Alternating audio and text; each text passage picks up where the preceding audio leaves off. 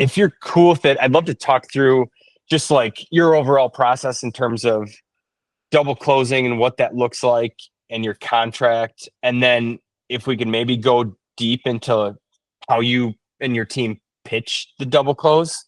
I know we briefly touched on it, but I just feel like that's a big part of my business. And I've double closed a number of deals, but they're more so the list on Facebook Marketplace. You find a buyer, boom, double close. Whereas I think there's a whole another level to double closes with attorney and fax and listing on the MLS before you close type of thing. And I know I'm missing out on deals because I don't have that in place, primarily because I have my license. A little bit worried about how that looks, but I just need to get with my broker and then get with a real estate attorney and get a contract solidified and then just start doing these AIF double closes too. So if you don't mind talking through your process and then the pitch as well. 100%. I'll do the pitch. Okay. Basically, you want to just go through the pitch? Let's say we can't get to a number.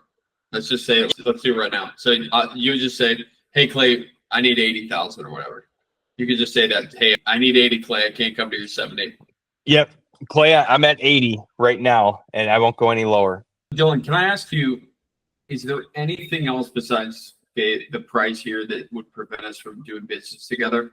No, it's pretty much all price. I'm willing to sell anything for the right price and can't go lower than 80 at this point, just based on what I've seen in the market. Totally respect that. So if I were to get you 80,000, we would be able to do this deal, no problem. Yep. Yeah. I'm good with that. And one last question, Dylan, are you in any kind of rush to sell the property? No, we've owned it for over 10 years and currently aren't using it. We're in no financial trouble or anything like that.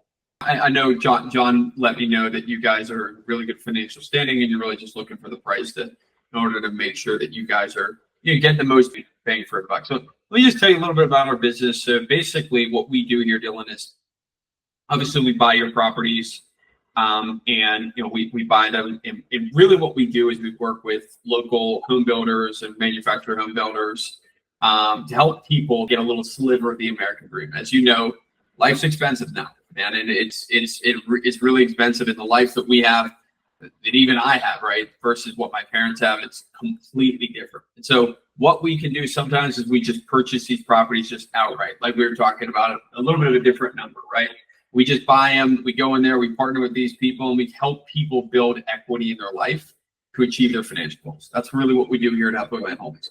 Another thing, Dylan, that we do is we diversify our risk through partnering with these local builders or an end buyer. Really, what that looks like is we put our money in, they put their money in, and what ends up happening, or they come in and put all the money in. What ends up happening is we reduce our risk, right? Of course, I'm sure you can understand if there are more people putting money in, risk overall is reduced. It's kind of like the S&P 500, right? You got all these stocks that you can pick. You just put a little bit of money in the stock S&P 500. You diversify your risk.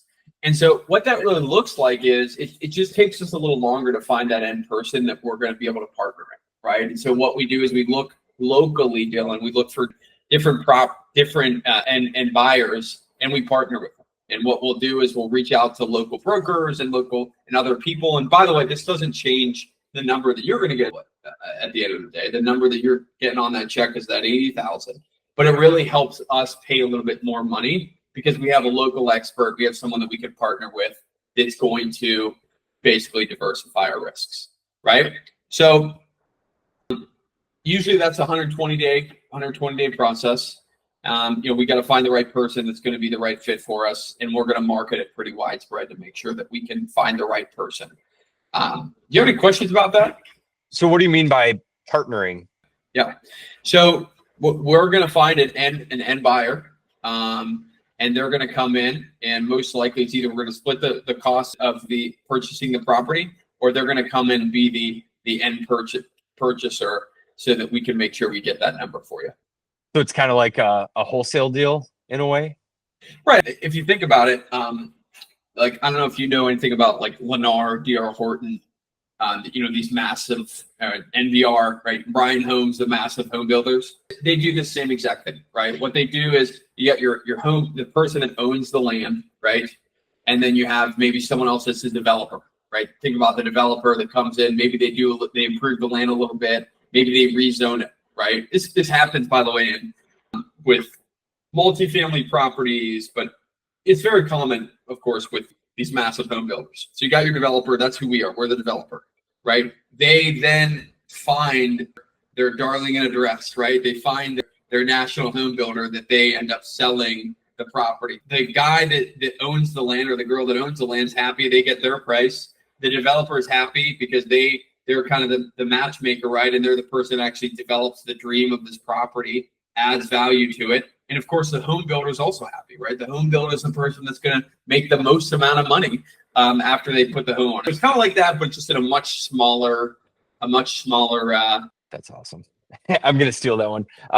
Let's see. I'm trying to think if there's any other. By the way, I just made that up completely on the spot. It was good. It resonates with me, and I think it would with the seller too. I was gonna say one thing as a seller. Oh, have you ever had an issue finding that end buyer within 120 days? Absolutely. Yeah, I don't want to lie to you that sometimes it becomes problematic. And so what we do in order to mitigate your risk is we give you a little insurance policy, right? So Dylan, have you ever been paid to own your land before? So we put a non-refundable deposit, a little stake money, $500 down. And if it ends up not working out, we can't find the D.R. Hortons or Darlene address, right? Ends up, guess what, man? You get your money and that's that, right? The reality is that doesn't happen, but I still want to make sure that you have that insurance so that in the event that this person is unable, and our Darlene address is unable to close, then you get that money. And then what do you do to find that end buyer? Well, I mean, what we do is what anyone else would do, right? We have relationships with people in this business, right?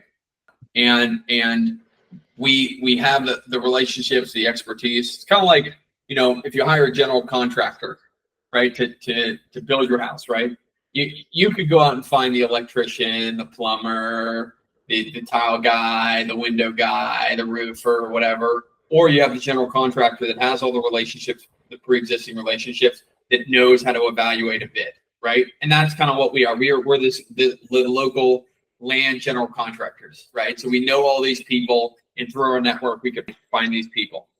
And that's kind of how it works. That's so good. I'm going to use all these. And then, Clay, how do you go through? Do you even bring up the whole listing on the market thing? Yeah, if they ask, say absolutely. We'll in some cases, what we'll do is we'll end up, being that person trying to find our main end buyer, and sometimes we'll find that person through marketing more widespread. Sometimes that looks like a listing on the market for a brief period of time. There's a lot of costs associated with that. If we have to end up listing the property, we incur all the development costs. We incur all the costs of brokers, like you would, right? And the net to you is the same thing. But in the event that someone comes in, Dylan, and say for example, RN Darlene address says I can pay you $85,000 for it, right? And we're buying it from you for $80,000. After costs, fees, everything, we make no money. So we take all the risk in that case, and we make no money. And that can happen. It does happen on our case. So we put in all this effort. We have team members on our team here, Dylan, that really work really hard. And we take all the risk. And our reward is being that developer that kind of makes the money to find that end partner. I like the idea how you spin it in terms of, hey, we're taking the risk here, as opposed to them taking the risk on not just going and listing it themselves type of thing. This is really good. I guess I don't really have any more questions. That's super helpful. So are you going to sign? Are you going to sign, Dylan? You ready to sign the wholesale agreement? Let's do it. 80,000. Yeah, as long as you can get me 80, I don't care if it's 60 days or 120 days. Good deal. So, hey, man, let me just pull it up in front of you. I know that you asked me some questions about the way that this whole thing flows. I want to make sure that you are completely comfortable, right? And so our contracts are so simple, a fifth grader can read them. But I just want to let me just, what's a good email address for you, Dylan? Just first and last name at gmail.com. Beautiful. Let me send this over to you. I'm going to get it over to you right now. All right. And I'm going to walk through the whole contract right there. Love it. And then say, see that thing at the bottom? Click it. Got it. Yep. I know you had your kind of double close contract in the school thing too. So I'll reference that again as well and work with a real estate attorney. Yeah, let me get your real estate one with an attorney. Let me know. Yeah. I'd love to see that for Wisconsin. Yep. And then I can have my attorney look at it too to see if we can come to a one that really works for everyone. It can't be too, right? It can't be too aggressive, because if it gets too aggressive, then they're going to back out. Yep. Sweet. Dude, that 15-minute conversation will make me 50 grand in Q2. Let's go, baby. Thanks for running through that. That was super helpful. And you talked about the process too, in terms of just sending them the document and that sort of thing. The key is to go from one thing to another. And the biggest key, dude, is you don't make it seem like a thing. Yeah. You know, you got everyone and their mother trying to get into this business, and you got wholesaler people, gurus that are like, oh, you can just wholesale land, right? And the reality is, it's kind of like the way that you package it is the most important thing. And your trust and credibility, which is why you give the analogy of the builders, which is why you say the darling address, which is why you say it's so simple, which is why you say we take all the risk. You pull the power from them and you assert certainty, trustworthiness, local expert, and you do that through storytelling and analogies. Right. If I wouldn't have told you about the D.R. Horton or the general contractor example, or taking us all, it would be totally different, right? But that's where people really understand it. You're totally right, and I probably don't use as many analogies as I should, but as you were running through those, it all clicked for me. Obviously, just in a role play segment there, but yeah, I'm totally gonna steal these. Let's make some money, and have an awesome weekend, buddy. Awesome. Appreciate all your support, Clay. See you later, buddy. Have a good weekend. Bye.